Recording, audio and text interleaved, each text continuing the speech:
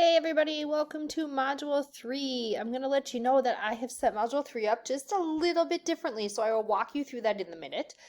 We are going to kind of tackle two different topics a little bit.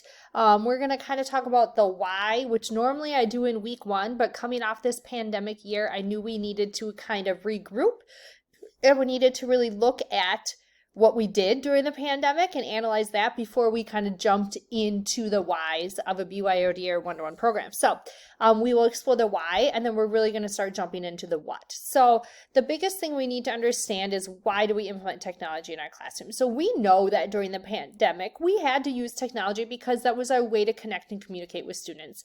But there are also other reasons why our students need to learn how to use technology, and there are benefits for that as well. So this week, you're going to learn about skills that a 21st century learner needs. We're going to learn about ISTE standards that kind of tell you the why behind using technology in our classroom.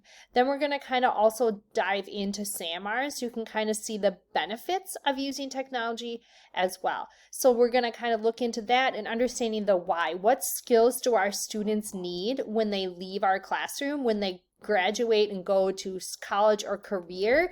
They do need technology skills, but they also need to be able to use technology to do some of these 21st century learning skills that we expect of our students. And then this week, and then for quite a few weeks after this now, we're going to really tackle the what.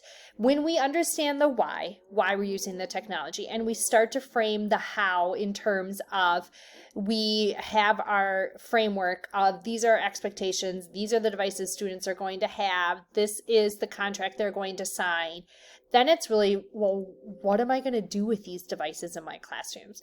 And yes, it's very easy to just stick a kid in an app or have them use them to do some research or to write a paper, but that's not really using the technology to the biggest advantages that we could use it for. So we're really going to start diving into the what. This is going to be weeks worth of a what, because there are so many big topics that we're going to cover in here. So you can read through this in here.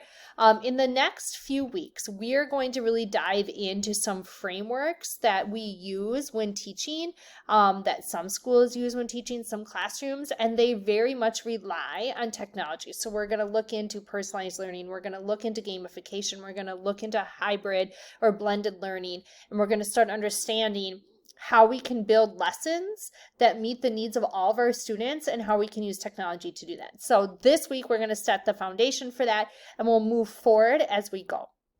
So what I'm going to show you, this video itself, when you're normally ready or used to listening to probably a 15-20 minute video of myself explaining everything for the week and giving the lesson and doing all that stuff, this is not going to happen this week. What I have done is, in these assignment tab, when you go in, I have created videos for each assignment. I apologize that when I set this up and when it looks like on my screen, these are all spaced more, so they are by each one, but for some reason, as soon as I click save, it doesn't do that. But you can see here's assignment number 1, the 21st century learner assignment, and then over here, I can watch a video of me explaining it.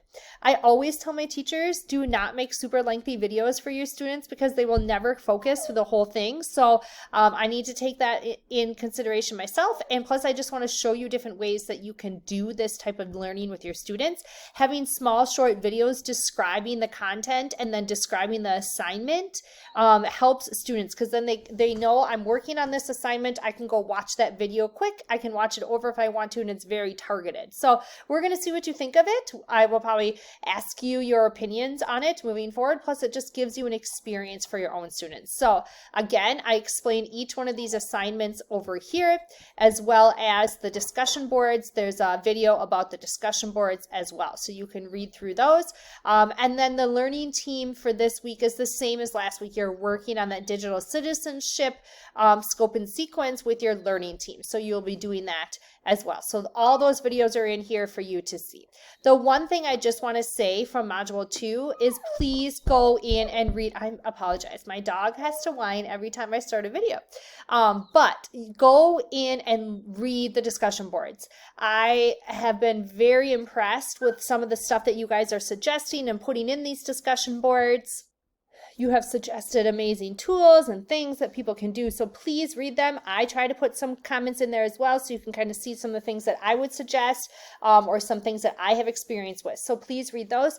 And then finally, I am grading your stuff. You should see some of your grades coming through on D2L, and within there I do provide comments unless I put the comment in the discussion board, or most of the time I put it in both places, so you can kind of see the discussion board. In the discussion board I'll add to that, but then I might put the comment in the grade as well. So you should see that stuff coming through, and I will keep grading and going through stuff. If you ever have any questions about any of your grades, please just let me know, or if you have any issues with any of the assignments, please let me know that as well. I'm excited to kind of see what we come up with this week. Have a great week.